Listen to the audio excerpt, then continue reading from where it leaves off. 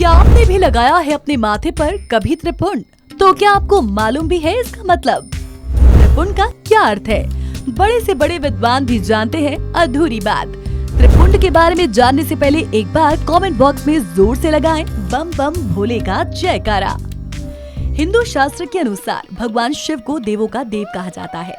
माना जाता है कि भोलेनाथ को सच्चे भाव से जल चढ़ाने मात्र से ही व्यक्ति के हर कष्ट दूर हो जाते हैं। भगवान शिव को बेलपत्र, फूल, धतूरा, दूध अभिषेक आदि करने से वो जल प्रसन्न होते हैं। इसके साथ ही भगवान शिव को चंदन से तिलक लगाने के अलावा त्रिपुंड लगाना शुभ माना जाता है। माथे पर 3 तरह से समानांतर लकीरें खींचने को त्रिपुंड कहते हैं। महादेव की पूजा के समय उन्हें चंदन या फिर भस्म का त्रिपुंड लगाया जाता है।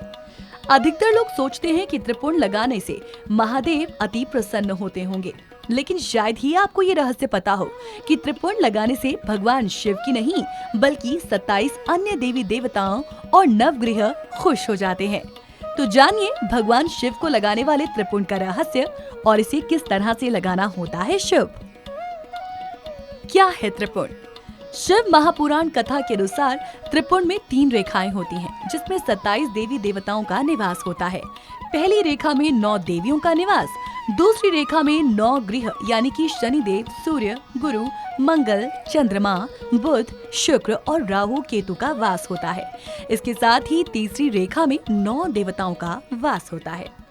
सवाल है कि शिव जी को त्रिपुंड कैसे लगाएं? भगवान शिव को त्रिपुंड लगाते समय कुछ बातों को ध्यान में रखना जरूरी है। भगवान शिव को चंदन, लाल चंदन, अष्टगंध से त्रिपुंड लगाएं। अगर ये तीनों चीजें नहीं है तो ऐसे ही अंगुली से लगा सकते हैं। त्रिपुंड लगाने के लिए सबसे पहले दाएं हाथ की बीच की उंगली यानी कि मध्यमा और अनामिका से पहले ऊपर की 2 रेखाएं, इसके बाद नीचे तर्जनी उंगली से रेखा बना दे। इसे त्रिपुंड कहा जाता है। इस बात का ध्यान रखें कि त्रिपुंड हमेशा बाएं नेत्र से दाएं नेत्र की ओर लगाना चाहिए। सवाल है कि भगवान शिव को त्रिपुंड लगाने से फायदा क्या होता है? भगवान शिव को विधिवत तरीके से त्रिपुंड लगाने से वो खुश हो जाते हैं। त्रिपुंड लगाने से 27 देवी देवताओं का आशीर्वाद प्राप्त होता है।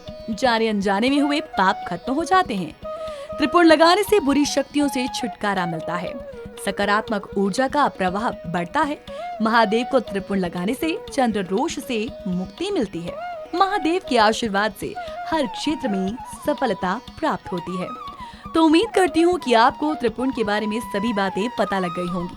तो अब हमें एक सवाल का उत्तर जरूर दें कि त्रिपुंड की 3 रेखाओं में किसका निवास बताया गया है। साथ ही अगर आपने अभी तक हमारे चैनल और पेज को फॉलो या सब्सक्राइब नहीं किया तो अभी फटाफट से कर दीजिए।